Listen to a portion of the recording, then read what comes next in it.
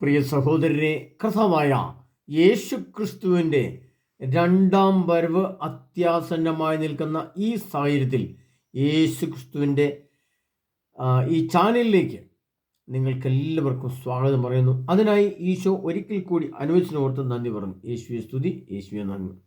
പ്രിയപ്പെട്ടവരെ, നമ്മൾ സെക്സ് എന്ന വിഷയത്തെ ആസ്പദമാക്കി അതിൻ്റെ വരും വരായികൾ, അതിൻ്റെ നിഗൂഢാർത്ഥങ്ങൾ, അതിൻ്റെ വെളിപ്പെടുത്തലുകൾ, എന്താണ് ദൈവം സെക്സ് എന്ന പദം കൊണ്ട് ദൈവം അർത്ഥമാക്കുന്നത്, സാത്താൻ അർത്ഥമാക്കുന്നത്, അതിൻ്റെ യഥാർത്ഥ നിഗൂഢ രഹസ്യങ്ങൾ എവിടെയാണ് കിടക്കുന്നത്, അതിൻ്റെ വെളിപ്പെടുത്തൽ എന്തൊക്കെയാണ് പഠിക്കുകയാണ്. പ്രിയപ്പെട്ടവരെ, ഇപ്രാവശ്യം 5-ാം ഭാഗത്തിലേക്ക് നമ്മൾ പ്രവേശിക്കുകയാണ്. സെക്സ്, ക്രിസ്ത്യാനികൾ സെക്സ് ചെയ്യാൻ പാടില്ല. അതാണ് 5-ാം ഭാഗത്തിൻ്റെ ആദ്യത്തെ തലക്കെട്ട്. അപ്പോൾ അതിൻ്റെ കാര്യം എന്താണെന്ന് ചോദിച്ചാൽ, അപ്പോൾ അങ്ങനെയാണെങ്കിൽ സെക്സ് ചെയ്യുന്നത് കണ്ടാലോ എന്നൊരു ചോദ്യം വരും. അപ്പോൾ അത് കാഴ്ച, കേൾവി, അതിൻ്റെ സംസാരം, അതിൻ്റെ ചിത്രങ്ങൾ, ചലനങ്ങൾ, അതിൻ്റെ പണം മുടക്ക്, അത്തരം സ്ഥലത്തുള്ള പോക്ക്, ഇത് എല്ലാം അതുമായിട്ട് ബന്ധപ്പെട്ട കാര്യങ്ങളായ സ്ഥിതിക്ക് ഒരു കാരണവശാലും ഇത്തരം സംഭവങ്ങൾ കാണുകയോ കേൾക്കുകയോ ശ്രദ്ധിക്കുകയോ ഷെയർ ചെയ്യുകയോ സംസാരിക്കുകയോ ഹൃദയത്തിൽ സൂക്ഷിക്കുകയോ ചെയ്യരുത്, ചെയ്യാൻ പാടില്ല എന്ന് ആര് പറയുന്നു? ഞാനാ പറഞ്ഞെങ്കിൽ എന്നെ നിങ്ങൾക്ക് നിഷേധിക്കാം, പോട്ടെ. ആ ബദറിന് എന്തെങ്കിലും പറയാൻ തോന്നിയിട്ട് പറഞ്ഞാൽ വെച്ച് നിങ്ങളെ തള്ളിക്കളയാം. എന്നാൽ വിശുദ്ധ ഗ്രന്ഥത്തിൽ സർവശക്തനായ ദൈവമായ യേശുക്രിസ്തു തന്നെ ഭൂമിയിലേക്ക് മനുഷ്യനായിട്ട് അവതരിച്ചിറങ്ങി വന്ന് മനുഷ്യരുടെ മുഖത്തു നോക്കി പറഞ്ഞ ചില വചനങ്ങൾ മത്തായിയുടെ സുവിശേഷം 5-ാം അധ്യായം അതിൻ്റെ 28-ാം തിരുവചനം, 27-ാം തിരുവചനം മുതൽ വായിച്ചാൽ അതിൽ കിടക്കുന്ന നമുക്ക് കാണാൻ പറ്റും. നമ്മൾ പഠിക്കണം, പഠിച്ചേ പറ്റും. കാരണം ഇതിൻ്റെ കാരണം എന്താണ്? ഈ സെക്സിനെ ഇത്രമാത്രം വിപുലമായിട്ട് പഠിക്കുന്ന എന്തിനു വേണ്ടിയിട്ടാണ്? ഇതിൻ്റെ ഇത്രമാത്രം ആഴങ്ങളിൽ കയറി ചെന്ന് ഇതിനെ നമ്മൾ അതിൻ്റെ ശരി തെറ്റുകളെ വിവേചിക്കുന്ന എന്തിനു വേണ്ടിയിട്ടാണ്? ആ ക്ലാസ്സാണ് ഇന്ന് നമ്മൾ കേൾക്കുന്നത്. അപ്പോൾ ആദ്യം നമ്മൾ മനസ്സിലാക്കേണ്ടത് മത്തായിയുടെ സുവിശേഷം 5-ാം അധ്യായം 27-ാം തിരുവചനം. അവിടെ ഇങ്ങനെ കാണുകയാണ്: വ്യഭിചാരം ചെയ്യരുത് എന്ന് കൽപ്പിച്ചിട്ടുള്ളത് നിങ്ങൾ കേട്ടിട്ടുണ്ടല്ലോ. വ്യഭിചാരം ചെയ്യുന്നത് പറഞ്ഞിട്ടുള്ളത് നിങ്ങൾ കേട്ടിട്ടുണ്ടല്ലോ എന്നല്ല കർത്താവായ ഈശോ അതിൽ പറഞ്ഞത്. വ്യഭിചാരം ചെയ്യരുത് എന്ന് പ്രമാണമാണ്, 6-ാം പ്രമാണമാണ്. അതുകൊണ്ടാണ് കൽപ്പിച്ചിട്ടുണ്ടല്ലോ എന്നാണ് പറഞ്ഞത്. അല്ലാതെ വ്യഭിചാരം ചെയ്യരുത്, അങ്ങനെ ചീത്തപ്പടങ്ങൾ കാണരുത്, വ്യഭിചാരം ചെയ്യാൻ വേണ്ടിയിട്ട് നിങ്ങൾ നോക്കരുത്, അങ്ങോട്ട് പോകരുത്, കാണരുത്, കേൾക്കരുത്, ശ്രദ്ധിക്കരുത്, നോക്കരുത്, അങ്ങനെ പറഞ്ഞത്. കൽപ്പിച്ചിട്ടുള്ളത് നിങ്ങൾ കേട്ടിട്ടുണ്ടല്ലോ. അതായത് പ്രമാണം, കൽപ്പനകൾ എന്ന് പറഞ്ഞാൽ കൽപ്പലകകളിൽ എഴുതിയ പ്രമാണങ്ങൾ എന്നാണ് കൽപ്പനകളുടെ അർത്ഥം. കൽപ്പലകകളിൽ എഴുതിയത്, കല്ലിൽ കൊത്തി വെച്ച് എഴുതിയത്, അത് ഒരു കാലത്തും മായുന്നില്ല. ബുക്കിൽ എഴുതി വെച്ചതാണെങ്കിൽ ബുക്ക് കേടായിപ്പോയി, ചതിലെടുത്ത് പോയി, അതിനകത്തൊന്നും കാണാൻ പറ്റില്ല, അല്ലെങ്കിൽ മാഞ്ഞു പോയി, അല്ലെങ്കിൽ ബുക്ക് നഷ്ടപ്പെട്ടു പോയി. നമുക്ക് എന്തെങ്കിലും ഒരു തട്ടുമുട്ട് ന്യായം പറഞ്ഞു നിൽക്കാം ദൈവത്തിൻ്റെ മുമ്പിൽ. എന്നാൽ കർത്താവ് പറയുന്നത് കൽപ്പലകകളിൽ എഴുതിയ കൽപ്പനകളാണ് മോശ സീനായ് മലയിൽ നിന്ന് സർവശക്തനായ ദൈവത്തിൻ്റെ കയ്യിൽ നിന്നും 2 കൈകളിൽ ഇങ്ങനെ കൽപ്പനകളുമായിട്ട് ഇറങ്ങി വന്നു. അതിൽ എഴുതി വെച്ച 6-ാം പ്രമാണം വ്യഭിചാരം ചെയ്യരുത് എന്ന്. അതുകൊണ്ടാണ് യേശു ക്രിസ്തുവിനെ വ്യഭിചാരം ചെയ്യരുത് എന്ന് നിങ്ങൾ പറയുന്നത് കേട്ടിട്ടുണ്ടല്ലോ, വ്യഭിചാരം ചെയ്യരുത് എന്ന് കൽപ്പിച്ചിട്ടുള്ളത് നിങ്ങൾ കേട്ടിട്ടുണ്ടല്ലോ. എന്നാൽ ഞാൻ നിങ്ങളോട് പറയുന്നു, അതായത് ഈ ദൈവം തന്നെ നേരിട്ടൊന്നിൽ പറയാണ്, ആസക്തിയോടെ ഒരുവൻ സ്ത്രീയെ നോക്കിയാൽ അവൻ അവളുമായി ഹൃദയത്തിൽ വ്യഭിചാരം ചെയ്തു കഴിഞ്ഞു. അപ്പോൾ എന്താണ്? സ്ത്രീയെ ആസക്തിയോടെ നോക്കിക്കഴിഞ്ഞാൽ തന്നെ വ്യഭിചാരം എന്ന പ്രവൃത്തി ചെയ്തു കഴിഞ്ഞു. അപ്പോൾ കൽപ്പനകൾ അവിടെ ലംഘിച്ചു എന്നാണ് അർത്ഥം. അല്ലാതെ അവിടെ ഒരു ഒഴിവ് കഴിവ് നമുക്ക് കണ്ടെത്താനാവുകയില്ല. അപ്പോൾ ആസക്തിയോടെ സ്ത്രീയെ നോക്കി എന്ന് പറയുമ്പോൾ എങ്ങനെയാണ് നോക്കുന്നത്? അപ്പം നമുക്കൊരു 500 വർഷം പുറകോട്ട് പോവാം. 500 വർഷം, 1500 ക്രിസ്തുവിന് ശേഷം AD 1500-ാം ആണ്ടിലേക്ക് പോകാം. അപ്പോൾ അവിടെ മൊബൈൽ ഫോണുകളില്ല, ടെലിവിഷനുകളില്ല, പത്രമാസികളില്ല, ലാപ്ടോപ്പുകളില്ല, ഇന്നത്തെ ഡാൻസ് സ്റ്റേജുകളില്ല, സിനിമാശാലകളില്ല, ഇന്നത്തെ പോലെയുള്ള പരസ്യ സംവിധാനങ്ങളില്ല, ഒന്നുമില്ല. ഈ കറണ്ട് പോലും കണ്ടുപിടിക്കപ്പെട്ടിട്ടില്ല, വെടിമരുന്ന് പോലും കണ്ടുപിടിക്കപ്പെട്ടില്ല. 500 വർഷം പുറകിലാണ്. 500 വർഷം പുറകിൽ ഒരു വ്യക്തി ഒരു സ്ത്രീയെ കണ്ട് ആസക്തിയോടെ നോക്കണമെങ്കിൽ ഏത് രീതിയിലായിരിക്കും നോക്കുന്നത്? ഒന്നെങ്കിൽ അന്നത്തെ ദേവാലയങ്ങളിൽ വരുമ്പോൾ, അല്ലെങ്കിൽ അവരുടെ കല്യാണങ്ങളിൽ വരുമ്പോൾ. ഈ രണ്ട് കാര്യങ്ങളേ ഉള്ളൂ. അന്നത്തെ പോലത്തെ ഇന്നത്തെ പോലത്തെ സിനിമാശാലകളോ നൃത്തശാലകളോ ബാറുകളോ ഒന്നും ഇല്ലല്ലോ. അപ്പോൾ നമ്മൾ ചിന്തിക്കണം, ആ രണ്ട് സ്റ്റേജുകൾ, ഒന്ന് ദേവാലയത്തിൽ വരുമ്പോൾ, തിരുനാളിൽ വരുമ്പോഴോ, അല്ലെങ്കിൽ അന്നത്തെ കല്യാണത്തിന് വരുമ്പോഴോ. ഇതൊന്നുമല്ലെങ്കിൽ പിന്നെ എങ്ങനെയായിരിക്കണം? പണ്ടത്തെ നമുക്കിന്നറിയാം, ഇന്നത്തെ വീടുകളിലാണല്ലോ നമ്മുടെ കുളിമുറികളും വെള്ള സംവിധാനമൊക്കെ. അന്ന് പുഴകളിലായിരിക്കും എല്ലാവരും കുളിക്കുക. അപ്പോൾ പുഴക്കടവിൽ പോയി ഒളിച്ചിരുന്ന് നോക്കണം. അപ്പോൾ ഒളിച്ചിരുന്ന് നോക്കുക എന്ന് പറയുമ്പോൾ തന്നെ അത് കള്ളമാണ്, കള്ളത്തരം കാണിക്കുന്നത്. അപ്പോൾ കള്ളത്തരം കാണിച്ചു എന്നുള്ളത് തന്നെ ഒന്നാമത്തെ തെറ്റ്. രണ്ടാമത് ആസക്തിയോട് നോക്കി എന്നുള്ളത് രണ്ടാമത്തെ തെറ്റ്. മൂന്നാമത് നോക്കി കഴിഞ്ഞപ്പോൾ തന്നെ എന്തായി? ആ രൂപവും ഭാവമെല്ലാം മനസ്സിൽ പതിഞ്ഞു, അത് ഇഷ്ടമായി, എന്നിട്ട് മനസ്സുകൊണ്ട് ചെയ്തു. ആ ചെയ്യുന്നൊരു കർത്താവ് പറയാണ്, സ്ത്രീയെ ആസക്തിയോട് നോക്കുന്നവൻ അവളുമായി ഹൃദയത്തിൽ വ്യഭിചാരം ചെയ്ത് കഴിഞ്ഞു. എന്നിട്ട് കർത്താവ് പറയണം, വലത്ത് കണ്ണ് നിനക്ക് പാപകേതുവാകുന്നെങ്കിൽ അത് ചുഴന്നെടുത്ത് എറിഞ്ഞു കളയുക. ശരീരമാകെ നരകത്തിലേക്ക് എറിയപ്പെടുന്നതിനേക്കാൾ നല്ലത് അവയവങ്ങളിൽ ഒന്ന് നഷ്ടപ്പെടുന്നതാണ്. വലത്തുകരം നിനക്ക് പാപകേതുവാകുന്നെങ്കിൽ അത് വെട്ടി ദൂരെ എറിയുക. ശരീരമാകെ നരകത്തിൽ പതിക്കുന്നതിനേക്കാൾ നല്ലത് അവയവങ്ങളിൽ ഒന്ന് നഷ്ടപ്പെടുന്നതാണ്. അങ്ങനെയാണെങ്കിൽ ഇന്ന് ലോകത്ത് നമുക്ക് വെറുതെ എങ്ങെടുക്കാം, 800 കോടി ജനമുണ്ട്. ഈ 800 കോടി ജനങ്ങളിൽ വലത്ത് കണ്ണും വലത്ത് കൈയും നഷ്ടപ്പെട്ടവർ എത്ര പേരുണ്ടാവും? അത് നിങ്ങളുടെ ഭാവനയ്ക്ക് വിട്ട് നിങ്ങൾ അതൊക്കെ ചിന്തിച്ചേച്ചാൽ മതി. ഓക്കെ, ഞാൻ എൻ്റെ കണക്കൊന്നും എടുത്ത് പറയാൻ ഉദ്ദേശിക്കുന്നില്ല പ്രിയപ്പെട്ടവരെ. അപ്പോൾ കർത്താവ് പറയാണ്, ഒരു സ്ത്രീയെ ആസക്തിയോട് നോക്കുന്നത് ഇപ്പോൾ ഏതാണ്? അത് അന്നത്തെ ഭാവനയാണെങ്കിൽ ഇത് AD 2000 ആണ്ടൊക്കെ കഴിഞ്ഞു. യേശുക്രിസ്തുവിൻ്റെ രണ്ടാമത്തെ വരവിൻ്റെ ഒരു തയ്യാറെടുപ്പ് ലോകത്തെ മൊത്തം നടക്കുകയാണ്. നമ്മളിപ്പോൾ കണ്ടത് AD 500 കാര്യമാണ് നമ്മളിപ്പോൾ പറഞ്ഞത്.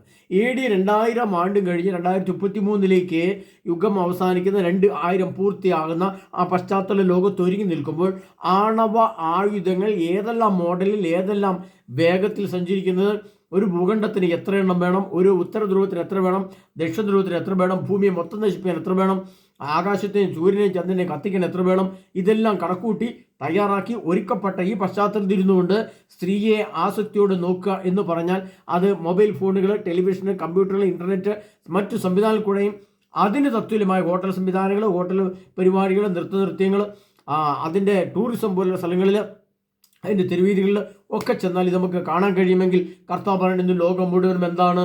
ഇന്ന് മുഴുവൻ വ്യഭിചാരം, കൽപ്പനകൾ ലംഘിക്കുക എന്നുള്ളതാണ്.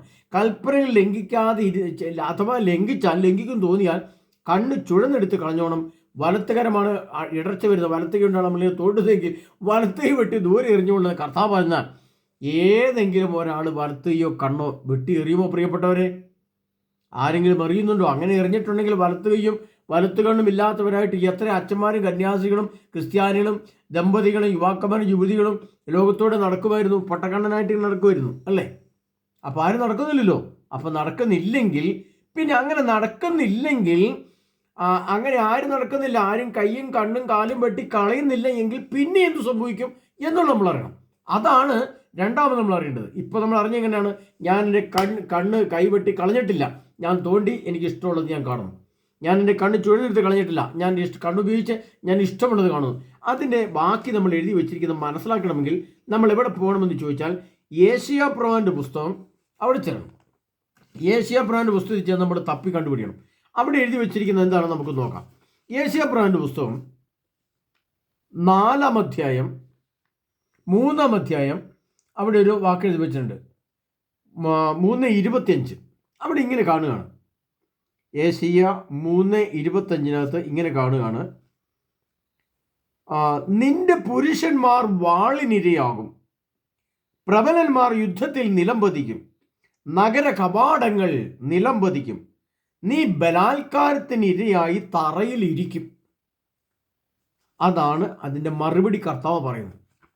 ആ വചനം നിങ്ങളെടുത്ത് വായിച്ചു, യേശയ്യാ 4:25, 23 മുതലേക്ക് വായിച്ചു വന്നാൽ മതി. അപ്പോൾ മനസ്സിലാവും. നീ എന്താണ് സംഭവിക്കുന്നത്? നിന്റെ പുരുഷന്മാർ വാളിനിരയാവും.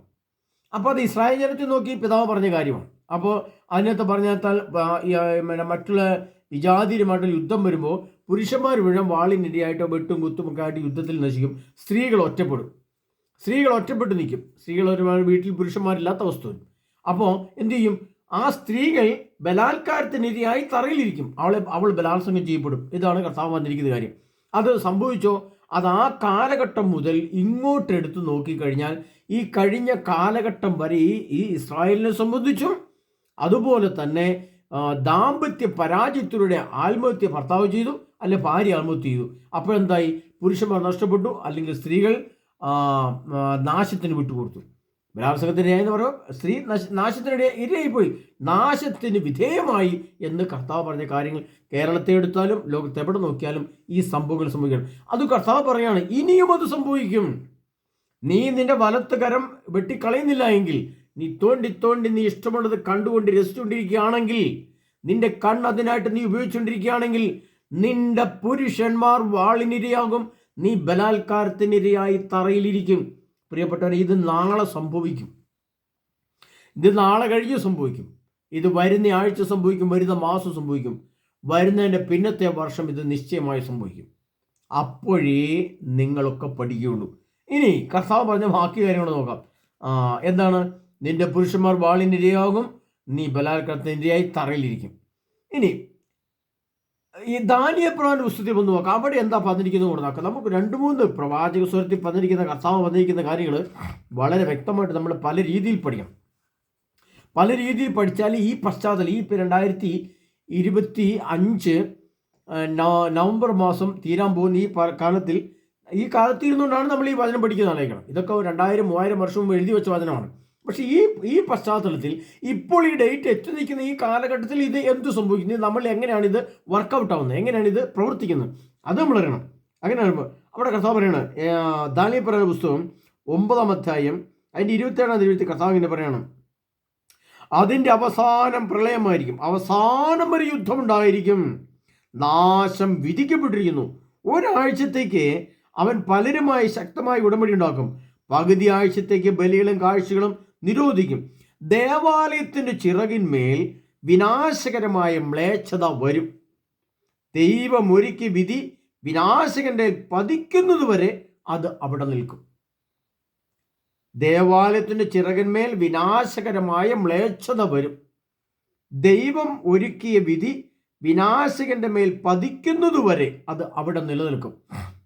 അപ്പോൾ ഇവിടെ 2 കാര്യങ്ങൾ വെച്ചാൽ, ഒന്ന്, ദേവാലയത്തിൻ്റെ ചിറകിന്മേൽ വിനാശകരമായ മ്ലേച്ഛത വരും. എന്താണ് ഈ ദേവാലയത്തിൻ്റെ ചിറക്? അതിന് ഒരിക്കൽ പറഞ്ഞിട്ടാണെങ്കിൽ ഈ പശ്ചാത്തലം ഒന്നുകൂടെ പറയാം. ഒന്ന്, പൗലോസ്ലീഹയുടെ ലേഖനത്തിൽ കർത്താവ് പറയുന്നുണ്ട്, ദൈവത്തിൻ്റെ ആത്മാവ് വസിക്കുന്ന ആലയം നിങ്ങൾ തന്നെ, നിങ്ങളാണ് ദൈവാലയം. ദൈവത്തിൻ്റെ ആത്മാവ് വസിക്കുന്ന ആലയം നിങ്ങളാണ്, നിങ്ങളുടെ ശരീരമാണ്.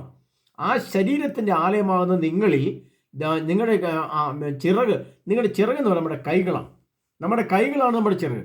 ആ ചിറകുമേൽ വിനാശകരമായ മ്ലേച്ഛത വരും. ഏതാണ് വിനാശകരമായ മ്ലേച്ഛത? അതാണ് നമ്മുടെ മൊബൈൽ ഫോണും ലാപ്ടോപ്പുകളും ഇൻ്റർനെറ്റും മറ്റു സംവിധാനങ്ങളും എല്ലാം ഉപയോഗിച്ച് ഇന്ന് ആധുനിക ലോകം കേട്ടുകൊണ്ടിരിക്കുന്ന സെക്സിനെ സംബന്ധിക്കുന്ന കാഴ്ചകൾ, കേൾവികൾ, അതിൻ്റെ ചിത്രങ്ങൾ, ചലനങ്ങൾ, വസ്ത്രങ്ങൾ, സംവിധാനങ്ങൾ എല്ലാം കർത്താവിന് അത് ദേവാലയത്തിൻ്റെ ചിറകിന്മേൽ വിനാശകരമായ മ്ലേച്ഛതയാണെന്നും ദൈവമൊരുക്കി വിധി അവൻ്റെ മേൽ പതിക്കുന്നവരെ അത് അവിടെ നിൽക്കുമെന്നും എന്ന് പറഞ്ഞാൽ, ഈ പശ്ചാത്തലത്തിൽ ഇപ്പോൾ എളിയദാസിൻ്റെ ക്ലാസ് കേട്ടെന്നാൽ പിന്നെ ഈ പരിപാടി നിർത്തിയേക്കാം, ഒരു കാര്യം ഞാൻ മൊബൈൽ ഫോൺ ഉപേക്ഷിച്ചേക്കാം, അല്ലെങ്കിൽ ഈ കാഴ്ചകൾ നിർത്തിയേക്കാം, അത് എന്നേക്കുമായിട്ട് ഉപേക്ഷിച്ചേക്കാമെന്ന് വെക്കുന്നില്ല. അങ്ങനെ വെക്കാത്തതിടത്തോളം കാലം ദൈവം ഇവർക്ക് വേണ്ടി ഒരു വിനാശത്തെ ഒരുക്കി വെച്ചിട്ടുണ്ട്. അത് അവൻ്റെ മേൽ നിബന്ധിക്കുക തന്നെ ചെയ്യും. അപ്പോൾ അത് അച്ഛന്മാരായിക്കോട്ടെ, മെത്രാന്മാരായിക്കോട്ടെ, കർദിനാൾമാരായിക്കോട്ടെ, ദമ്പതികളായിക്കോട്ടെ, യുവാക്കന്മാരായിക്കോട്ടെ, യുവതികളായിക്കോട്ടെ, വിജാതിയരായിക്കോട്ടെ, ലോകത്തെ ദൈവത്തിൻ്റെ പ്രമാണം എല്ലാ ജനങ്ങൾക്കും വേണ്ടി കൊടുത്തതാണ്. ഭൂമിയിൽ ഇന്ന് ജനിച്ച എല്ലാ മനുഷ്യരും, ജാതി മത വർണ്ണ വർഗ വ്യത്യാസമില്ലാതെ എല്ലാ മനുഷ്യർക്കും വേണ്ടി കൊടുത്തതാണ് കൽപ്പനകൾ. ആ കൽപ്പനകളുടെ അടിസ്ഥാനത്താണ് ഇന്ന് ലോകരാഷ്ട്രങ്ങൾ നിലനിൽക്കുന്നത്. ഏത് രാഷ്ട്രത്തിനും ഗവൺമെൻറ് നിയമങ്ങളുണ്ട്. ആ ഗവൺമെൻറ് നിയമങ്ങളുടെ പിൻബലം എന്ന് പറയുന്നത് ദൈവപ്രമാണങ്ങളാണ്. ഏതെങ്കിലും ഇപ്പോൾ ചൈനയിൽ ഒരു ബാങ്ക് കുത്തിപ്പൊളിച്ച് ബാങ്ക് മോഷ്ടിച്ചു, ഉടനെ അവനെ പിടിച്ചു കഴിഞ്ഞാൽ തൂക്കിക്കൊല്ലും. അവിടെ ദൈവനിയമമല്ല. അതുകൊണ്ട് അവർ ഞങ്ങളുടെ രാജ്യത്തെ നിയമം സാറിൽ പോയിക്കോട്ടെ പറഞ്ഞ് വിടുവോ? ഇല്ല. ഏതെങ്കിലും രാജ്യത്ത് വിടുവോ? ഇല്ല. പ്രിയപ്പെട്ടവരെ, അതുകൊണ്ട് ഈ മ്ലേച്ഛത കാണുന്ന, ഈ ആവശ്യമില്ലാത്ത ആസ്വാദനത്തിന് അത് കണ്ണിന് കൗതുകവും കാതിന് ഇമ്പവും അതരത്തിന് ആസ്വാദ്യവും അത് അറിവേകാൻ ഗുണകരമാണെന്ന് കണ്ട് അവൻ അത് പറിച്ചു തിന്നുന്ന ഈ ആസ്വാദനം ദൈവത്തിൻ്റെ മുമ്പിൽ ശിക്ഷയ്ക്കുള്ളതാണെന്ന് കർത്താവ് പറഞ്ഞു വെച്ചു വചനം. ആ വചനമാണ് ഇപ്പോൾ നിങ്ങൾ കേട്ടത്. പ്രിയപ്പെട്ടവരെ, അത് നമ്മൾ കേട്ട് കഴിഞ്ഞ സ്ഥിതിക്ക് അടുത്തതായിട്ട് കർത്താവ് നമ്മൾ ദേവാലയത്തിന് ചുരുമേൽ വിനാശകരമായ മ്ലേച്ഛത വരും, ദൈവം ഒരുക്കിയ വിധി അവൻ്റെ മേൽ അല്ലെങ്കിൽ നമ്മുടെ മേൽ എൻ്റെ മേൽ നിബന്ധിക്കും എന്നാണ് കർത്താവ് അത് അർത്ഥമാകുന്നത്. ഇനി അത് കർത്താവ് കുറച്ചുകൂടെ വ്യക്തമാണ് എന്തുകൊണ്ടാണ് ഇത് സംഭവിക്കുന്നത്, അല്ലെങ്കിൽ ആ വിധി വന്നാൽ എങ്ങനെയാണ് വിധി എന്ന് കൂടെ നമ്മൾ അറിയണം. അല്ലെങ്കിൽ വിധി എന്ന് പറയുമ്പോൾ ഒരു ജലപ്രളയം വന്നു അല്ലെങ്കിൽ ഒരു യുദ്ധം വന്നു, അതല്ല. അതിനപ്പുറത്തേക്ക് ചില കാര്യം കർത്താവ് എഴുതിയിട്ടുണ്ട്. അത് ഏശയ്യാ പറയുന്ന പുസ്തകം 14-ാം അധ്യായം 29 തിരുവചനം. ഏശയ്യാ 14:29 അത് കർത്താവ് എഴുതി വെച്ച വചനം കൊണ്ട് നമ്മൾ വായിക്കണം. അപ്പോൾ നമ്മൾ വ്യക്തമായിട്ട് മനസ്സിലാകുന്നത് അതിങ്ങനെ എഴുതി വെച്ചിരിക്കുന്നത്. ഏശയ്യാ 14:29 ഇങ്ങനെ എഴുതി വെച്ചിരിക്കുകയാണ്: സർപ്പത്തിന്റെ വേരിൽ നിന്ന് ഒരു അണലി പുറത്തു വരും, അതിൻ്റെ ഫലമാകട്ടെ പറക്കുന്ന സർപ്പമായിരിക്കും. സർപ്പത്തിന്റെ വേരിൽ നിന്ന്. ഏതാണ് സർപ്പത്തിന്റെ വേര്? സർപ്പത്തിന്റെ വേരേതാണ്? സർപ്പത്തിന്റെ വേരാണ് ഹവ്വ പോയിട്ട് ചെയ്ത തുടക്കം. തിന്മയുടെ പാമ്പ് വൃക്ഷത്തിന്റെ മരം നട്ടത് അവിടെയാണ്. അവിടുന്ന് വെള്ളമൊഴിച്ചത് വളർന്ന് ഞാനിത് കഴിഞ്ഞ ദിവസം ഒരു ചിത്രം കാണിച്ചില്ലേ? ആ ചിത്രം ഭൂമിയെ ചുറ്റി പ്രപഞ്ചത്തെ ചുറ്റി പ്രപഞ്ചത്തിൻ്റെ മേൽ ഇങ്ങനെ നിൽക്കുന്ന ഒരു സർപ്പമായിട്ട് ഇന്ന് മാറിയിട്ടുണ്ടെങ്കിൽ പ്രിയപ്പെട്ടവരെ, അതിൻ്റെ വേരെവിടെയാണ് നിൽക്കുന്നത്? പറുദീസയിൽ നിൽക്കുകയാണ്. ഏദൻ തോട്ടത്തിൻ്റെ പറുദീസയിൽ നിൽക്കുകയാണ് അതിൻ്റെ വേര്. ആ വേര് ഇന്നെന്തായിട്ട് മാറി?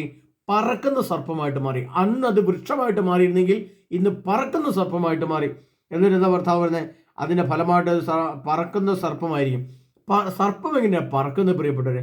അതാണ് പറക്കുന്ന സർപ്പം എന്ന് പറയുന്നതാണ് ഇന്ന് കാണുന്ന ഈ ഇൻ്റർനെറ്റ് ഉപയോഗിച്ച് വളരെ സ്പീഡിൽ ഒറ്റ സെക്കൻഡ് കൊണ്ട് ഇത് ലോകം മുഴുവൻ വ്യാപിക്കുന്നത്. എത്രയോ മൈക്രോ സ്പീഡിലാണ് ഇതിൻ്റെ ഈ ഇലക്ട്രോണിക് വേവ് തരംഗങ്ങൾ. നമ്മളിവിടുത്തെ ശബ്ദം വിട്ട് കഴിഞ്ഞാൽ അമേരിക്കയിൽ ഇരുന്ന ആൾ കേൾക്കുന്നത് എത്രയോ സെക്കൻഡുകൾക്കുള്ളിലാണ് അവിടെ എത്തുന്നത്. ആ ശബ്ദം എത്തുന്നത് പോലെ തന്നെ ഒരു ചിത്രം അയച്ചാലും അല്ലെങ്കിൽ ഈ പരിപാടികൾ പ്രക്ഷേപണം ചെയ്യുമ്പോൾ നമ്മൾ അപ്ലോഡ് ചെയ്യുമ്പോൾ സംഭവിക്കുന്നത് ഇത് തന്നെയാണ്. അപ്പോൾ എത്രയോ സെക്കൻഡുകൾക്കുള്ളിലാണ് ഈ സർപ്പം. പറക്കുന്ന സർപ്പത്തെ നാം നമ്മുടെ ഹൃദയത്തിൽ സ്വീകരിച്ച് പണം കൊടുത്ത് സ്വീകരിക്കുമ്പോൾ കർത്താവ് പറയാണ്, നിന്റെ പുരുഷന്മാർ വാളിനിരയാകും, നീ ബലാത്കാരത്തിനിരയായി തറയിലിരിക്കും, നിന്റെ പ്രബലന്മാർ മുഴുവൻ നിലംപതിക്കും, നിന്റെ നഗര കവാടങ്ങൾ തകർക്കപ്പെടും എന്ന് പറഞ്ഞാൽ ആ രാഷ്ട്രങ്ങളെ അടക്കം സർവശക്തനായ ദൈവം മുച്ചൂട് നയിപ്പിച്ചു കളയെന്നാണ് എൻ്റെ അർത്ഥം. അതുകൊണ്ടാണ് പറക്കുന്ന സർപ്പത്തിൻ്റെ അണലിയുടെ സർപ്പത്തിൻ്റെ ഈ പൈശാശക്തിയുടെ തിന്മയുടെ പുറകെ ആരൊക്കെ പോകുന്നു? ഇനി സഭയ്ക്ക് പുറത്തു പോകുന്നവർ പോട്ടെ, സഭയ്ക്കുള്ളിൽ ആരൊക്കെ പോകുന്നോ അവർക്കൊരു വാണിംഗ് ആണിത്. അപ്പോൾ അന്തിമ വാണിംഗ് ആണിത്. കത്തോലിക്ക സഭയ്ക്കൊരു വാണിംഗ് ആണ്. ഈ വാണിംഗ് കേട്ട് ആരെങ്കിലും ഇത് പിന്തിരിഞ്ഞ് രക്ഷപ്പെട്ടാൽ അവൻ എന്നേക്കുമായിട്ട് രക്ഷപ്പെടും. ആരെങ്കിലും ഇത് പിരിഞ്ഞ് രക്ഷപ്പെടുന്നില്ലെങ്കിൽ കർത്താവ് പറയാണ് നരകത്തിനിരയാകും എന്നാണ് കർത്താവ് പറയുന്നത്. നരകം. ഇപ്പം നരകം. അതെന്തുകൊണ്ടാണ് കർത്താവ് അങ്ങനെ പറഞ്ഞതെന്ന് അറിയാമോ?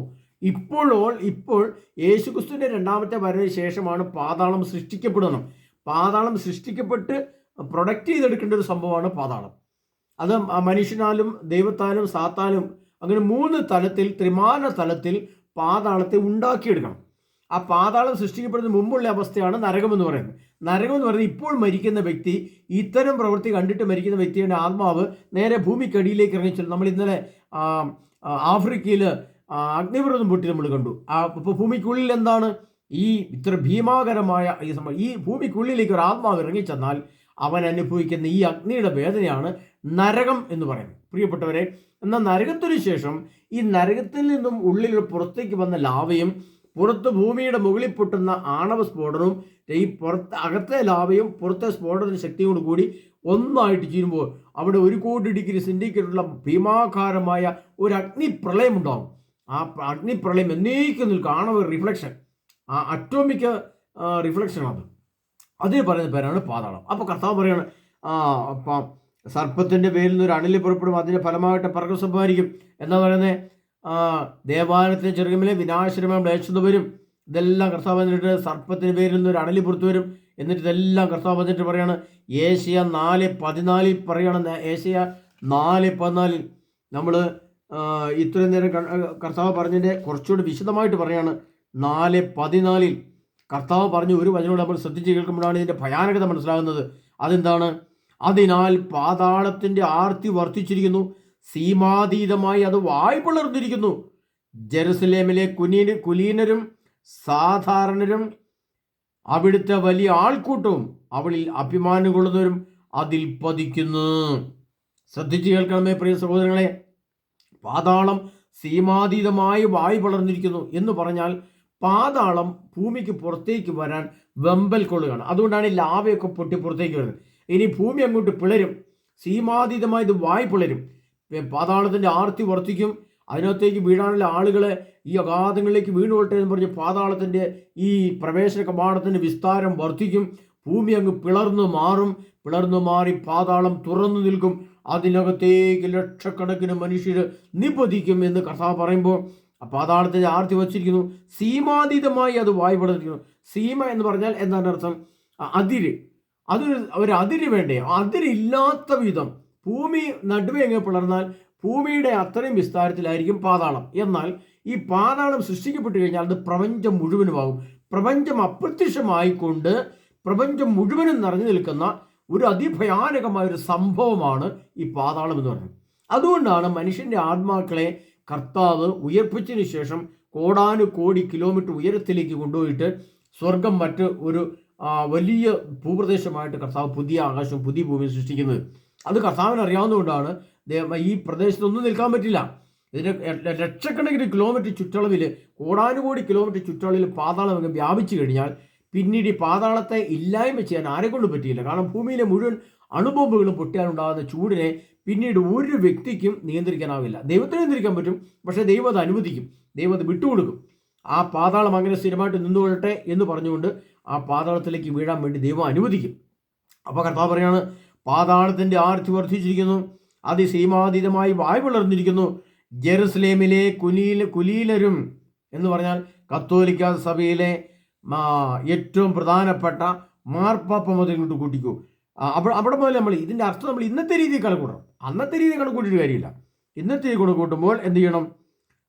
ജെറുസലേമിലെ കത്തോലിക്ക സഭയിലെ മെത്രാന്മാർ, സാധാരണരും അവിടുത്തെ വലിയ ആൾക്കൂട്ടവും, അത് കത്തോലിക്ക സഭയും സഭയിലെ ജനവിഭാഗങ്ങളും അവളിൽ അഭിമാനം കൊള്ളുന്നവർ, സഭയിൽ അഭിമാനം കൊള്ളുന്നവർ, ക്രിസ്തുവിൽ അഭിമാനം കൊള്ളുന്നവർ, ക്രിസ്തു ഞാൻ കുർബാന എന്നും കാണുന്നവർ, ഞാൻ മാർപ്പാപ്പ, ഞാൻ മെത്ര, ഞാൻ കർദിനാൾ, ഞാൻ കന്യാസ്ത്രീ, ഞാൻ വചനപോഷൻ, ഞങ്ങളുടെ സഭയിലെ ഏറ്റവും വേണ്ടപ്പെട്ട ഏറ്റവും എന്നൊക്കെ പറഞ്ഞ് കുലീനരും ആ കൂട്ടവും വ്യക്തമായിട്ട് കർത്താവ് പറയാണ് കൊള്ളുന്നവരും അതിൽ പങ്കെടുക്കുന്നു, അവളിൽ അഭിമാനം കൊള്ളുന്നവരും അതിൽ പതിക്കുന്നു. ഇന്നത്തെ ഭാഷയിൽ പറഞ്ഞാൽ സഭയും സഭയിലെ ആൾക്കാർ മുഴുവൻ എങ്ങോട്ട് പോകുന്നതാണ് പറഞ്ഞിരിക്കുന്നത്. ഇത് വ്യക്തമായിട്ട് കർത്താവ് പറഞ്ഞിരിക്കുക, ഈ പാതാളത്തിലേക്ക് പോകുന്ന വന്നിരിക്കുന്നത്. അല്ലെങ്കിൽ എന്ത് ചെയ്യണം? ഒരു കണ്ണ് ചൊഴിഞ്ഞെടുത്ത് കളഞ്ഞവനാകണം, അല്ലെങ്കിൽ ഒരു കൈവെട്ടി കളഞ്ഞവനാകണം. അതാണ് ഇന്ന് നമ്മൾ കാണുന്ന ഒരു മനുഷ്യൻ്റെ ലക്ഷണം. അവൻ സ്വർഗത്തിലേക്ക് പോകാൻ നിൽക്കുന്ന വ്യക്തിയാണെങ്കിൽ അവൻ്റെ ഒരു കണ്ണ് നഷ്ടപ്പെട്ടിരിക്കണം, അല്ലെങ്കിൽ ഒരു കൈ വെട്ടപ്പെട്ട് കഴിഞ്ഞിരിക്കണം. അപ്പം ഞാനിത് കണ്ണുകൊണ്ടിരിക്കുന്ന ആളാണെങ്കിൽ എൻ്റെ കണ്ണ് ചൊഴിഞ്ഞെടുത്ത് കളയണം, കൈ മോശമായിട്ട് കണ്ണുകൊണ്ടിരിക്കുന്ന ആണെങ്കിൽ എൻ്റെ കൈ വെട്ടപ്പെട്ടിരിക്കണം. അപ്പോൾ എന്നെ നോക്കുമ്പോൾ എൻ്റെ ഒരു കണ്ണും പോയിട്ടുണ്ട്, ഒരു കൈയും പോയിട്ടുണ്ട്. അപ്പം ഞാൻ സ്വർഗത്തിലേക്ക് പോകാൻ റെഡി ആയിട്ടിരിക്കുന്ന ആളാണ് എന്ന് കണക്കൂട്ടാം. അപ്പോൾ അല്ലെങ്കിൽ എന്ത് ചെയ്യണം? അല്ലെങ്കിൽ ഈ സംഭവം എന്നേക്കുമായിട്ട് ഉപേക്ഷിക്കണം. ഈ സംവിധാനങ്ങൾ, ആധുനിക ലോകത്തിലെ ആധുനിക ഉപകരണങ്ങൾ ഉപേക്ഷിക്കപ്പെട്ട ഒരു കുടുംബം ഭൂമിയിൽ രൂപപ്പെടണം. അതാണ് സോദോം ഗോമോറയിൽ നിന്നും ഓടി രക്ഷപ്പെട്ട ലോത്തിന്റെ ദിനങ്ങൾ പോലെ ആയിരിക്കും മനുഷ്യപുത്ര ദിനങ്ങളിൽ, നോഹയുടെ ദിനങ്ങൾ പോലെ ആയിരിക്കും മനുഷ്യപുത്ര ദിവസങ്ങളിൽ. കർത്താവ് പറഞ്ഞ വചനം മറക്കരുത് പ്രിയപ്പെട്ടവരെ. കഴിഞ്ഞ ക്ലാസ്സുകളിൽ നിങ്ങൾ പോയി കാണണം. അതുകൊണ്ട് കർത്താവ് പറയാണ്, ലോത്തിന്റെ ഒരു ദിനം, ലോത്തിന്റെ ദിനങ്ങൾ, നോഹയുടെ ദിനങ്ങൾ, അതുപോലുള്ളൊരു ദിനത്തെ, അതുപോലുള്ള പശ്ചാത്തലത്തെ എൻ്റെ കുടുംബത്തെ, എൻ്റെ ഇടവകയെ, എൻ്റെ സഭയെ രൂപാന്തരപ്പെടുത്തി എടുത്തുകൊള്ളണം. ഇല്ലെങ്കിൽ വരാനിരിക്കുന്ന ആണവയുദ്ധമാണ്. ആ ആണവയുദ്ധത്തിൽ നിന്നും നീ രക്ഷപ്പെടുകയില്ല. നിന്റെ അവസാനം എവിടെയായിരിക്കും? നിന്റെ പുരുഷന്മാർ വാളിനിരയാകും, സ്ത്രീകൾ ബലാത്കാരത്തിനിരയാകും, പാതാളം സീമാതീയമായി വാവിളന്നിരിക്കുന്നു, നീ അതിലേക്ക് നിബന്ധിക്കും. കുലീനരും എവിടെയാണ്? പാതാളത്തിൽ വധിച്ചിരിക്കുന്നു, സീമാതീയമായി വാവിളന്നിരിക്കുന്നു. ജെറുസലേമിലെ കുലീനരും സാധാരണക്കാരും അവിടുത്തെ വലിയ ആൾക്കൂട്ടവും അവളെ അഭിമാനം കൊള്ളുന്നവരും അതിൽ പതിക്കുന്നു എന്ന് പറഞ്ഞാൽ കത്തോലിക്ക സഭ. അതുകൊണ്ട് കർത്താവ് പറഞ്ഞു വേദവചനോട് 10 സുവിശേഷത്തിൽ, ചുങ്കക്കാരും വേശ്യകളും നിങ്ങൾക്കും എന്നെ സ്വർഗ്ഗത്തിൽ പ്രവേശിക്കും, രാജ്യത്തിൻ്റെ മക്കളാകട്ടെ പുറന്തള്ളപ്പെടും. പ്രിയപ്പെട്ടവരെ, അതിനാൽ പാതാളം സീമാതീതമായി വായ് പിളർന്നിരിക്കുന്നു. ഇനി കർത്താവ് ഒന്നും കൂടെ പറയുന്നുണ്ട്. അത് യേശയ്യാപ്രവചന പുസ്തകം 14 23 തിരുവചനമാണ്. യേശയ്യ 14:23. അതുകൂടെ നമ്മൾ വായിക്കുമ്പോഴാണ് ഇതിൻ്റെ ഭീകരത നമ്മൾ മനസ്സിലാക്കുന്നത്. അവിടെ ഇങ്ങനെ 23 പറയാണ്, ഞാൻ അതിനെ മുള്ളം പന്നിയുടെ ആസ്ഥാനവും നീർപ്പൈകളുമാക്കും, നാശത്തിൻ്റെ ചൂല് കൊണ്ട് ഞാൻ അതിനെ തൂത്തുകളയും. സൈന്യങ്ങളുടെ കർത്താവാണ് ഇത് അരുളി ചെയ്തിരിക്കുന്നത്.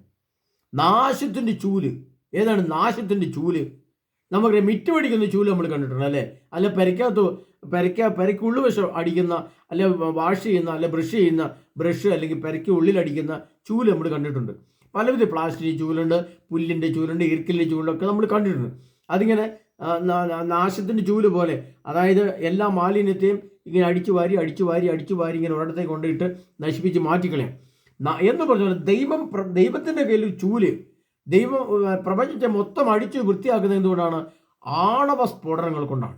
അഗ്നി കൊണ്ട് കഴുകും ദൈവം ഭൂമിയെ, പ്രപഞ്ചത്തെ, ചന്ദ്രനെ, സൂര്യനെ, നക്ഷത്രങ്ങളെ, സൗരയുദ്ധത്തെ, ഭൂമിയെ, മനുഷ്യകുലത്തെ മുഴുവനും കർത്താവ് പറയാണ്, നാശത്തിൻ്റെ ചൂല് കൊണ്ട് ഞാൻ അതിനെ തൂത്തുകളയും. സൈന്യങ്ങളുടെ കർത്താവാണ് ഇത് അരുളി ചെയ്തിരിക്കുന്നത്. നമ്മൾ വിചാരിക്കും, ഇതൊക്കെ ഞാൻ രഹസ്യമായിട്ട് കാണുന്ന, ഞാൻ രഹസ്യമായിട്ട് പൈസ മുടക്കി ഗൂഗിൾ പേ ചെയ്യുന്നു, എനിക്ക് 2000-3000 ഒക്കെ ഇട്ടുകൂടി ഞാൻ ഇഷ്ടംപോലെ കാണുന്നു. ആരുണ്ട് എന്നോട് ചോദിക്കാൻ? ആരും മിണ്ടത്തില്ല, ആരും അറിയുന്നുമില്ലല്ലോ. ആകാശവും ഭൂമിയും കാണുന്നില്ല, ഭൂമിയിൽ പരിക്കാത്ത മക്കളും ആരും അതും കാണുന്നില്ല. വാതിലടിച്ച് കുറ്റിയിട്ടിട്ടാണ് കഴിഞ്ഞാൽ കാണുന്നത്. ആർക്ക് ചേർന്നും എൻ്റെ വിശ്വാസം. കർത്താവ് നാശത്തിൻ്റെ ചൂലിങ്ങ വരുമ്പോൾ നിന്റെ വീടും നിന്റെ രാജ്യവും നീ ആയിരിക്കുന്ന പ്രദേശങ്ങളും, അത് കത്തോലിക്ക സഭയെന്നോ മെത്രാൻ്റെ ആസ്ഥാനമെന്നോ മാർപ്പാപ്പയുടെ ആസ്ഥാനമെന്നോ രാഷ്ട്രങ്ങളുടെ ആസ്ഥാനങ്ങളെന്നോ രാജ്യങ്ങളെന്നോ ഒന്നും ദൈവത്തിന് മുമ്പിലില്ല. എല്ലാം എന്ത് ചെയ്യും? നാശത്തിൻ്റെ ചൂല് കൊണ്ട് കർത്താവ് ഒരു തൂക്കും. ആണവ സ്ഫോടനം കൊണ്ട് ദൈവം വാരി വിതറും. ആകാശത്ത് പെരുമഴ വരുന്ന പോലെ ഭൂമിയിലേക്ക് ആണവായുധങ്ങൾ നിവേദിക്കും. അതുകൊണ്ടാണ് വെളിപാടിൻ്റെ പുസ്തകത്തിൽ പറഞ്ഞിരിക്കുന്നത്, ഓരോ മുദ്രയും പൊട്ടുമ്പോൾ എന്തു സംഭവിക്കും? കർത്താവ് പറയാണ്, 6ാമത്തെ കാഹളം മുഴങ്ങിയപ്പോൾ സൂര്യനിലേക്ക് ഒരു ദൂതൻ വരുന്നത് ഞാൻ കണ്ടു. ആ ദൂതൻ സൂര്യനിലേക്ക് തൻ്റെ മുദ്രയൊക്കെ പൊട്ടിച്ചു. തൻ്റെ കയ്യിലുണ്ടായിരുന്ന ആ ദ്രവ്യം അങ്ങോട്ട് വെച്ചു. അപ്പോൾ എന്തായി? സൂര്യൻ അന്ധകാരത്തിൽ പോയി എന്നാണ് പറഞ്ഞിരിക്കുന്നത്. അപ്പോൾ അതൊക്കെ എന്താ സംഭവിക്കുന്നത്? നമ്മൾ വിചാരിക്കും ഇനി കോടാനുകൂടി വർഷം കിടപ്പുണ്ട്, അയ്യോ ഇതൊന്നും പേടിക്കേണ്ട ആവശ്യമില്ല, ഇപ്പോഴേ ഇതൊന്നും പറയേണ്ട യാതൊരു ആവശ്യമില്ല, അങ്ങനെ ചിന്തയെ വേണ്ട കേട്ടോ. ലോകം അവസാനിക്കുന്ന പ്രശ്നമേ ഇല്ല, ലോകാവസാനമില്ല. അതുകൊണ്ട് ഈ ഭാഗം ചിന്തിക്കുക വേണ്ട. ഇപ്പോൾ കത്തോലിക്ക അത് പഠിപ്പിക്കുന്നില്ല. കത്തോലിക്കതൊക്കെ കെട്ടിടമുണ്ടാക്കാനും വീടുണ്ടാക്കാനും പള്ളി ഉണ്ടാക്കാനും പള്ളിമുറി ഉണ്ടാക്കാനും ശ്രമം, ഇവർക്കൊന്നും പറയാൻ നേരമില്ല. പിന്നെ അവർ പറയാത്ത പിന്നെ ആര് പറയാൻ? പിന്നെ നിങ്ങളെപ്പോലെ ഏതെങ്കിലും മനുഷ്യർ പറഞ്ഞാൽ അത് ആര് കേൾക്കാൻ? അതിനൊന്നും ഞങ്ങൾ ശ്രദ്ധിക്കാനേ പോകുന്നില്ല. പക്ഷേ പ്രിയ സഹോദരരെ, ഇത് തൊട്ടടുത്താണ്. ഇത് അടുത്ത 2033 യുഗാന്ത്യമാണ്. അങ്ങനെ മനസ്സിലാക്കിക്കൊണ്ട് ഇതിനെ വിലയിരുത്തിയാലേ ഇതിൻ്റെ നമുക്ക് ക്ലിക്കാകുള്ളൂ, നമ്മുടെ തലയ്ക്കത്ത് കയറുള്ളൂ. അതുകൊണ്ട് കർത്താവ് പറയാണ്, സ്ത്രീയെ ആസക്തി, മത്തായിയുടെ 5-28 സ്ത്രീയെ ആസക്തിയോട് നോക്കുന്നവൻ അവിടുമായി ഹൃദയത്തിൽ വ്യഭിചാരം ചെയ്തു കഴിഞ്ഞു. കണ്ണാണ് നിനക്ക് ഇടർച്ച വരുത്തുന്നതിൽ കണ്ണ് ചുഴന്നെടുത്ത് കളയുക, കൈയാണ് നിനക്ക് പാപഹേതു ആകുന്നതെങ്കിൽ അത് വെട്ടി ദൂരെ എറിയുക. എന്തെന്നാൽ നിന്റെ അവയവങ്ങളോട് കൂടി നരകത്തിൽ പതിക്കുന്നതിനേക്കാൾ നല്ലത് അംഗവിഹീനനായി നീ നിത്യജീവനിലേക്ക്, സ്വർഗത്തിലേക്ക് പ്രവേശിക്കുന്നതാണ്. ഒരു കൈ നഷ്ടപ്പെട്ടാലും, ഒരു കണ്ണ് നഷ്ടപ്പെട്ടാലും, ഒരു കാത് നഷ്ടപ്പെട്ടാലും പ്രശ്നമില്ലാതെ വെട്ടിക്കളഞ്ഞു, എന്നാലും വേണ്ടിയല്ല, നിത്യജീവനിലേക്ക് പ്രവേശിച്ചാൽ അവിടെ ചെല്ലുമ്പോൾ കർത്താവ് പറയും, നീ എൻ്റെ ദൈവരാജ്യത്തെ പ്രതി, എൻ്റെ വചനത്തെ പ്രതി കൈ വെട്ടിക്കളഞ്ഞു, കണ്ണ് ചുഴന്നെടുത്ത് കളഞ്ഞു, അതുകൊണ്ട് നിനക്ക് കണ്ണ് ഞാൻ തന്നേക്കാം, കയ്യും തന്നേക്കാം എന്ന് പറഞ്ഞ് കർത്താവ് പൂർണ്ണമായും എല്ലാ നന്മയും തന്ന് നമ്മളെ വീണ്ടും ഉയർപ്പിക്കും. അതാണ് നിത്യജീവൻ. പ്രിയ സഹോദരങ്ങളെ, ഇത് ദൈവത്തിൻ്റെ ഈ ആധുനിക ലോകത്തെക്കുറിച്ച് പറയുമ്പോൾ മനുഷ്യൻ ഇന്ന് കണ്ടും കേട്ടും ഇരിക്കുന്ന, നിഗൂഢമായി കാണുകയും കേൾക്കുകയും ചെയ്യുന്ന, ഇത് ഭാര്യയിൽ പരീക്ഷിക്കുന്ന, ഭർത്താവ് ഭാര്യയിൽ പരീക്ഷിക്കുന്നു, ഭാര്യ ഭർത്താവിൽ പരീക്ഷിക്കുന്നു, ഭാര്യയും ഭർത്താവും കൂടെ കൂടി ഒരുമിച്ചിരുന്ന് പരീക്ഷിക്കുന്നു. അങ്ങനെ പരീക്ഷിക്കപ്പെടുമ്പോൾ അവർ പരസ്പരം കലഹിക്കുകയും അടിച്ചു പിരിയുകയും ഡൈവേഴ്സ് ചെയ്യുകയും ആത്മഹത്യ ചെയ്യുകയും കൊലപാതകം നടത്തുകയും ഒക്കെ ചെയ്തതിൻ്റെ പിന്നിലത്തെ രഹസ്യം ഈ പാമ്പിൻ്റെ ആരാധന, സർപ്പാരാധന. ഈ സർപ്പാരാധന ഹൃദയത്തിൽ എങ്ങനെ തുടങ്ങിയോ അതിൻ്റെ അന്ത്യം അടുത്തു വരികയാണ്. അതുകൊണ്ടാണ് കർത്താവ് പറഞ്ഞ്, പാതാളം സീമാതീതമായി വായ് പിളർന്നിരിക്കുന്നു. അതിൻ്റെ ഫലമാകട്ടെ എന്താണ്? വലിയ ദുരന്തങ്ങൾ, നാശത്തിൻ്റെ ചൂല് കൊണ്ട് ഞാൻ തൂത്തുമാറ്റുന്ന കർത്താവനുണ്ട്. പ്രിയ സഹോദരരെ, അതിനായി നമ്മൾ ഒരുങ്ങേണ്ട സമയമാണിത്. ഈ ചുരുങ്ങിയ കാലഘട്ടം കൊണ്ടുള്ള ഒരുക്കം ഞാൻ ധ്യാനത്തിൻ്റെ കാര്യങ്ങളൊക്കെ നിങ്ങൾ പറഞ്ഞു. ഞാൻ കഴിഞ്ഞ ദിവസം അതിൻ്റെ മൊബൈൽ ഫോണിൻ്റെ നമ്പർ ഇട്ട് നിങ്ങളെ കാണിക്കുകയും ചെയ്തിരുന്നു. താല്പര്യമുള്ളവർക്ക് വിളിക്കാൻ. ചിലർ പറഞ്ഞു മൊബൈൽ ഫോണ് തെറ്റാണ്, വിളിച്ചിട്ട് കിട്ടുന്നില്ല എന്നൊക്കെ ചിലർ പറഞ്ഞു. അങ്ങനെയുള്ള പറച്ചിലൊക്കെ കേട്ടപ്പോൾ ഞാനത് വ്യക്തമായിട്ട് എഴുതിയിട്ട് വീണ്ടും നിങ്ങളെ കാണിക്കുകയാണ്. 97 78 17 22 83 ഈ നമ്പറിൽ 83, അതായത് ഈ നമ്പറിൽ വിളിച്ച് നിങ്ങൾ ധ്യാനം ബുക്ക് ചെയ്ത് ചോദിച്ചാൽ മാത്രമേ നിങ്ങൾക്ക് എൻ്റെ ക്ലാസ്സും ധ്യാനം കിട്ടുകയുള്ളൂ. താല്പര്യമുള്ളവർക്ക് നിങ്ങൾ കേട്ടിട്ടില്ലാത്ത വചനത്തിൻ്റെ വ്യാഖ്യാന തലങ്ങൾ ത്രിതല ജ്ഞാനത്തിൽ നിങ്ങൾക്ക് ക്ലാസ് തരും.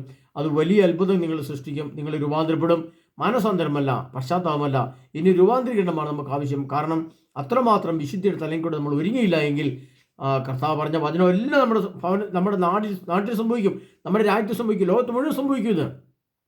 വലിയ ദുരന്തങ്ങൾ നമ്മുടെ നേരെ വരും. അപ്പോൾ നമ്മൾ വല്ലാതെ പതറിപ്പോകും, വല്ലാതെ വിറച്ചു പോകും. പ്രിയപ്പെട്ടവരെ, ഇന്ന് സുഖിച്ചുകൊണ്ടിരിക്കുന്ന പോലെ എന്നും അങ്ങ് സുഖിച്ചുകൊണ്ടിരിക്കാമെന്ന് ആരും വിചാരിക്കരുത്. ഇതെല്ലാം നാശത്തിൻ്റെ വക്കിലാണുള്ളതെന്ന് മനസ്സിലാക്കിക്കൊണ്ട് കർത്താവായ യേശു ക്രിസ്തുവിൻ്റെ തിരുത്തുകൊണ്ട് കഴുകപ്പെട്ട് യേശു ക്രിസ്തു തിരുവചനം ശ്രദ്ധിച്ച് തൻ്റെ ഹൃദയത്തിലും മനസ്സിലും ആത്മാവിലും വലിയ രൂപാന്തരപ്പെടുത്തി, വലിയ രൂപാന്തരണം ഏറ്റുവാങ്ങി, വലിയ പരിശുദ്ധി കൊണ്ട് നിറഞ്ഞ് പരിശുദ്ധമാൻ്റെ അഗ്നി കൊണ്ട് കഴുകപ്പെട്ട് പരിശുദ്ധമാൻ്റെ അഗ്നിയും ജ്ഞാനവും കൊണ്ട് നിറയപ്പെട്ട് കർത്താവായ യേശു ക്രിസ്തുവിൻ്റെ വചനം ഒരുങ്ങി കർത്താവായ യേശു ക്രിസ്തുവിൻ്റെ വചനം പോഷിക്കുന്ന മകനും മകളുമായിട്ട് മാറാൻ കർത്താവ് ഒരുക്കിയ നിമിഷങ്ങളാണിത് മനസ്സിലാക്കിക്കൊണ്ട് നമുക്ക് ഓരോരുത്തർക്കും യേശു ക്രിസ്തുവിൻ്റെ ഉണ്ടാകത്ത് വരേണ്ടി ഒരുങ്ങാം. അതിനായി നമ്മെ ഓരോരുത്തരും സമൃദ്ധമായി അനുഗ്രഹിക്കുമാറാകട്ടെ. ആമേൻ.